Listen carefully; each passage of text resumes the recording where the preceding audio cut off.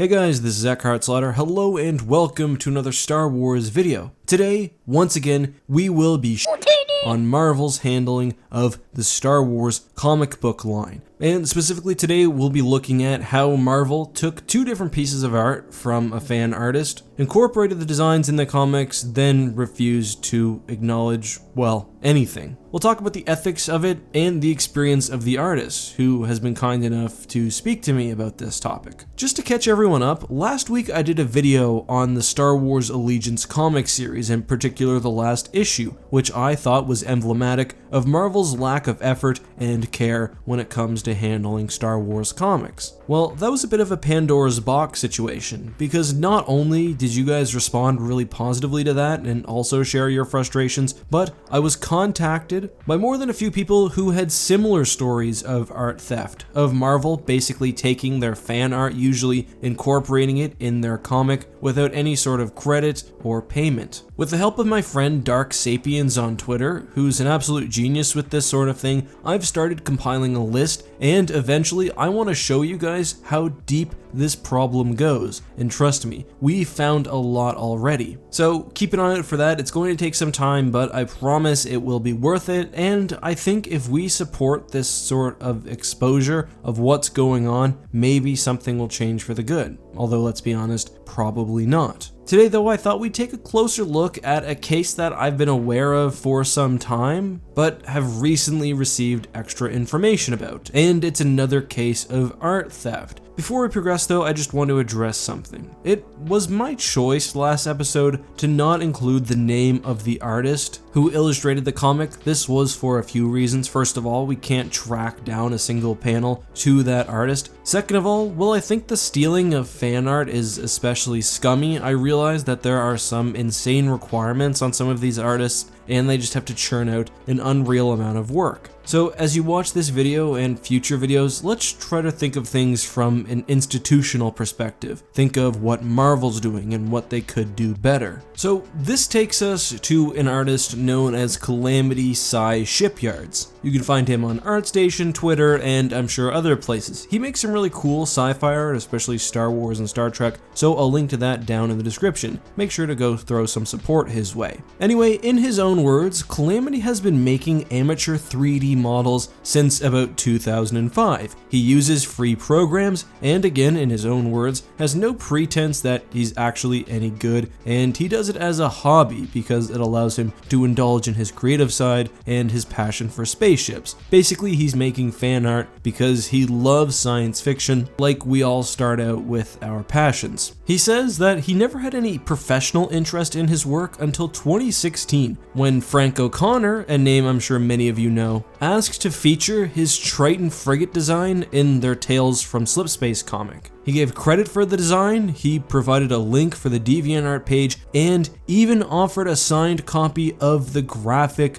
novel. Calamity was very happy to accept. He was delighted, in his own words, and heartily agreed. And for those who say that fan art is technically the property of the company that owns the IP, legally I don't think things are so cut and dry, and ethically, certainly they are not. If you are going to use fan art, in my opinion, this is certainly how it should be done. In the best case scenario, you get something like this, or something like Fractal Sponge's work, which was incorporated into the Essential Guide to Warfare and Star Wars lore. Let's talk about how Star Wars and Marvel didn't do that. So, the new canon Star Wars novel mentions a ship called the Nebulon K. It was never actually pictured or anything, and really had a very minor part in Star Wars lore. Intrigued by the idea, Calamity modeled what he thought the ship would look like on his ArtStation page. It's pretty cool. It's sort of like a mix between the standard Nebulon B and something like E.C. Henry's take on his proposed Imperial model. Definitely worth checking out. The model was also found on a SketchUp page where it could be rotated freely, viewed from whatever angle, and I think this is probably where the problem came in, because I've seen stuff like this before. Remember that video I did on the Mandator Dreadnought, which was used for a bit on the Marvel Puzzle Piece comic before release? Well, that was also available on a SketchUp page and is probably why it was copied. The artist is able to freely maneuver the ship into any position they want, and well, of course that's perfect if you need to throw it into the middle of a scene somewhere. That takes us to issue 20 of the Star Wars Dr. Aphra comic, and wouldn't you know, the ship design is clearly right there. Now, on the model page, the artist very specifically has a disclaimer that anyone who wishes to use his work for their own purposes needs to ask permission, and nobody had done so. It's clearly the ship, you can tell by the details. Some of the surface paneling, as he says, was drawn slightly different to denote an older, more worn vessel, but the design and the structure is the exact same. The artist, who is very reasonable, sent a polite letter to infringements@marvel.com. They didn't threaten legal action, and I've put it up on the screen so you guys can read it for yourself. Of course, there was no response, and that's the really frustrating thing here. There's never any response, there's never any acknowledgement. Of course, there's never any asking for credit. I've done several videos now, this will be my 4th, on issues like this. Star Wars books have blatantly used fan art to the point where they simply put a filter over models created for Empire at War, or just steal a fractal sponge spaceship even if it's not the correct one. Fan-made ships are taken, entire fleets are taken. There's no request for permission, there's no recognition of the hard work these people put in, and there's no recognition at all that something is wrong. I understand that this may be a common practice in the comic industry, but that doesn't make it okay, and that doesn't mean that we as consumers shouldn't expect more. The idea of tracing a ship, or anything at all really, isn't inherently problematic, especially in Star Wars, where we're nerds and we're going to go over every comic with some detail. For example, in the last episode, I talked about how one of the panels essentially just rearranged footage from the Rise of the Resistance teaser. That, on its own, is fine. I've got no problem with people taking official Star Wars assets and tracing them. I mean, Lucasfilm surely has a 3D Nebulon B model, or at least a Nebulon B from that perspective that could be used. I'm fine with that. Of course, an artist would have made the original model, and technically they're not being credited, but at least they were paid at some point and were making a product for their employer. When it comes to fan art, things are completely different. And in this case, again, it's not like it's even the right ship which is being stolen, it's a fan design. And after the comic comes out, if you search up Nebulon K, you can find several threads, including one on the Fantasy Flight Games forum, where people think that the Nebulon K itself had been canonized, or that design had been canonized, I should say, to be specific. So just to summarize, because my words have been taken out of context a few times, the idea of tracing is fine, especially when it's of official art, and even when it comes to fan art, I've got some tolerance for mistakes. But this wasn't a mistake. You can't find the Nebulon K by searching up Nebulon B. Someone was clearly looking for a 3D model which they could copy. Again, perhaps the issue comes down to tension and stress in the comic book industry, but to do that and then not even have the decency to reply to the email of somebody just looking for recognition, I think is pretty damn shameful. Is that the only time this has happened to Calamity-size shipyards? Well,